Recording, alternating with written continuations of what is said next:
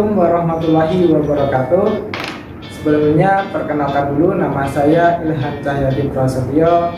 Saya guru di SMP Pisau Al-Hadi Mojolaban.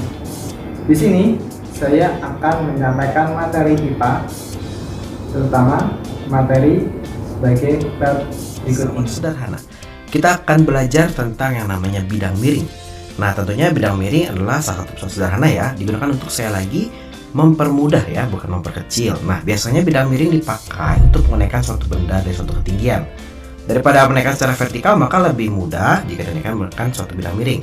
Contoh ya, misalkan kalau ada seperti ini nih. Nah, ini kakak mau menaikkan misalnya kotak ya, dari bandingin kakak menaikkan sesuatu seperti ini, lebih mudah kakak berjalan seperti ini, gitu ya. Sama seperti pengantar barang gitu. Jadi daripada dia menaikkan kotak-kotak ini dari atas ke bawah, lebih mudah dia memakai papan, dia tinggal jalan ke atas. Itu mempermudah usaha. Tapi sebenarnya usaha yang dikeluarin sama aja gitu ya. Oke.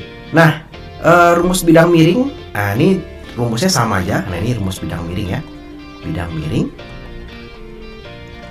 Nah, ini rumus sama aja nih sebenarnya. Dimana KM sama dengan W per F. Tapi sekarang ada tambahan S per H gitu. S itu apa sih? S itu adalah panjang dari papan yang dipakai, sedangkan H itu tinggi, kita mau naikin berapa tinggi gitu ya. Yang lain sama, satuannya sama. Nah, sekarang kita coba contoh yang pertama. Jadi sebuah bidang miring digunakan untuk menaikkan batu seberat 40 kg setinggi 5 meter. Jika panjang bidang miringnya 10 meter, berapa sih keuntungan mekanik? Jadi KM-nya berapa gitu ya. Gaya dorongnya berarti F, dan kemudian usahanya berapa. Oke, jadi sekarang kakak punya papan dipakai untuk menaikkan. Nah, ini tingginya ada 5 meter, panjang papannya 10 meter. Nah, ini adalah S-nya gitu ya. Kemudian dia punya batu, ini punya massa sebesar 40 kg. Nah, berarti kita mesti cari yang namanya berat. Berat itu apa sih? W ya, ingat ya. W-nya adalah M dikali G. Berarti ini 400 Newton ya, dimana G-nya 10. Nah, kalau sudah berarti gampang nih sekarang. Kalau mau cari keuntungan mekanik ya tinggal kita masukin aja. KM sama dengan S per H gitu ya. Dimana S-nya 10, H-nya adalah 5. Dapat KM-nya 2 gitu. Mau cari apa nih? Cari F. Ya berarti tinggal pakai rumusnya. Nah, kita tinggal pakai rumusnya. Dimana KM sekarang sama dengan W per F gitu ya. KM-nya 2, W-nya adalah 400 dibagi F, sehingga 2 dikali F sama dengan 400 nih. Dapat nih kita F-nya adalah 200 Newton gitu ya. Terakhir tinggal kita mau cari berapa sih usahanya. Nah, ini W besar harusnya ya. W besar work. W besarnya adalah F dikalikan dengan S-nya gitu ya. F-nya itu adalah 200 dikali S itu adalah jarak tempuh ya. Jadi jarak tempuh dari sini ke sininya itu sebesar berapa ini? 10 gitu ya, sehingga dapat nih 2000 Newton. Nah, kalau kita pakai cara yang sama gitu ya, dengan apa namanya, dari angkat dari bawah ke atas. Nah, ini kakak ternyata ada salah. Ini F-nya tuh harusnya 200 ya. Benar 200. Kalau misal kita pakai W-nya adalah F dikali S, di mana S-nya ini adalah tingginya gitu ya. Dan kakak dari sini ke sini, dari bawah ke atas. Berarti misalnya yang biru nih sekarang dari bawah kakak mau naikkan ke atas gitu ya. Ini berarti F-nya itu sama dengan W gitu ya, sama dengan W-nya dia. S-nya ini sama dengan H-nya. Ini kalau kita hitung hasilnya sama nih, 400 dikali 5. Hasilnya sama-sama 2000 Newton. Nah, ini jadi sama aja nih sebenarnya nih. Gitu ya, cuma lebih mudah aja. Tapi tidak ada namanya baji dan skrup. Baji itu biasanya kita kenal dengan nama pisau gitu ya. Jadi pisau itu ternyata salah satu manfaat bidang miring. Gitu. Ada suatu gaya yang dibutuhkan untuk kita memotong si apa ini ya namanya batang pohon ini, tapi karena ada bidang miringnya yang di sini sehingga mempermudah dalam memotong. Demikian juga skrup, karena ada uliran yang miring, ulirannya nggak mungkin datar gitu, karena makin lama makin naik ke atas. Itu juga mempermudah satu dalam hal memasukkan skrupnya. Bayangkan kalau misalkan ini paku gitu ya, paku kamu putar-putar susah. Tapi kalau bidang miring gampang gitu ya, dan dia mempunyai gaya lekat. Ya, gaya lekatnya menjadi salah satu keuntungannya dia. Nah, rumusnya seperti ini. Jadi kalau KM-nya dari si pisau itu adalah lebar dibagi tebal. Biasanya soalnya sih lebih ke KM, lebih ke kalau skrup lebih ke panjang skrup, banyak uliran dan sebagainya. Oke, kita coba aja untuk soal skrup. Jadi sebuah skrup mempunyai jari-jari 14 mm gitu ya. Jarak antara tiap uliran adalah 0,04 mm. Berapa sih keuntungan mekanik skrup itu?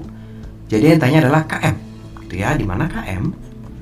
Nah, km itu adalah 2 dikali pi dikalikan r dibagi d. Nah, hati-hati ya, d-nya ini itu adalah bukan diameter tapi panjang skrup dibagi banyak uliran.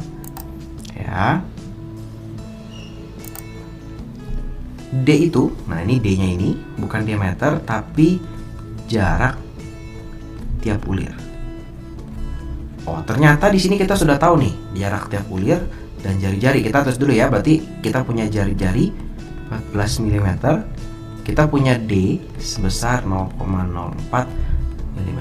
Nah, yang penting adalah kita mempunyai satuan yang sama gitu. Jadi kalau ini dalam cm, kita cm. Kalau dalam meter, gitu ya.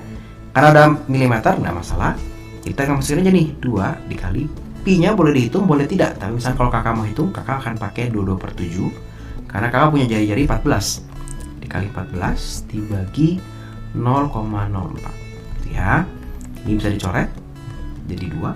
Ya, berarti ini 2 dikali 22 dikali 2. Hasilnya 88.